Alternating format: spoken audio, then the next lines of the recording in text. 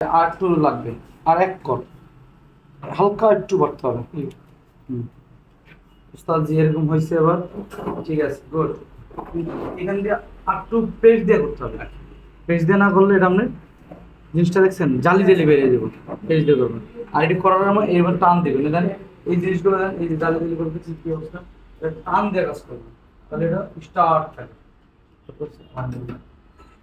হয়নি, আরো বড় লাগবে, এক কর নাই চলে আর একটু দাও কাটি নিয়ে গুড হয়েছে।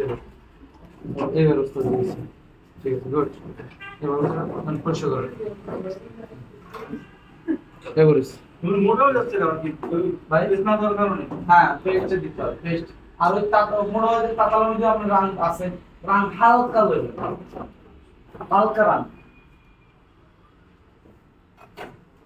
এই যে জালি জালি হয়নি, আবার করেন। এই বানটা যদি দেন না, এটা আমাদের অনেক আইসি কাজে ব্যবহার করে। আইফোনের মোট পরিষ্কার করার জন্য এই বান লাগবে। এখন আমি এটা টেকনিক করাতে জানি অ্যাকুরেট ভাবে হয়। আইফোনের বোর্ড যত অত ঘন ঘন কম্পোনেন্ট না, ওখানে তাতার ঢুকানো যায় না, এটা দিয়ে আমরা বোর্ড পরিষ্কার করব। এটা টেকনিক অনেক আছে, হয়নি এত না, আরো কম।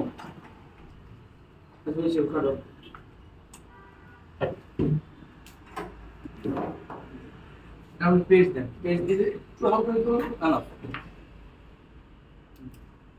ইজিলি, এই ইজিলি কি চোখে দেখা যায় না, তাহলে তো ঝামেলা। এটা এটা করতেছেন কোনটা, এটা তাহলে এটা ইজিলি করেন, ইজিলি ভার্সে আমরা কলম মতন এন না বুঝা দেয় না, কলম মতন আস্তে করে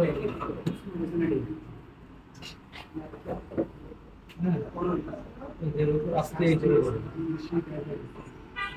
মানে আমরা কম্পোনেন্ট জানি, এটা আবার লাগানো হয়নি,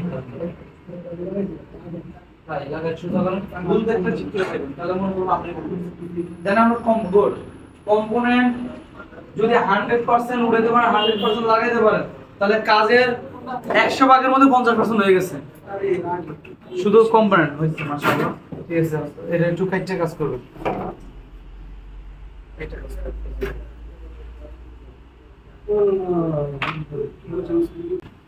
গুড এভারেজ। কিন্তু কাজ করার সময় এটা বড় হয়েছে না, বড় হয়েছে সমস্যা নেই। কাজ করার সময় যে পাশ দিয়ে কাজ করুন, এই পাশ দিয়ে কাজ করুন, এই পাশ দিয়ে থাকে এটা কাজ করুন। এই হালকা এই কাটে, এই দুটো কাটে বেশি রাখলে আবার পরিষ্কার হইব না, অলরেডি রাং আছে, আর কি রাং আনবে, এই জন্য হালকা একটু কাটবেন, আবারই রং দেবেন, বেশি ছিল আবার কাটবেন, কাটটা আবার কাজ করবেন। ধরো নিয়মটা দেখানো হবে।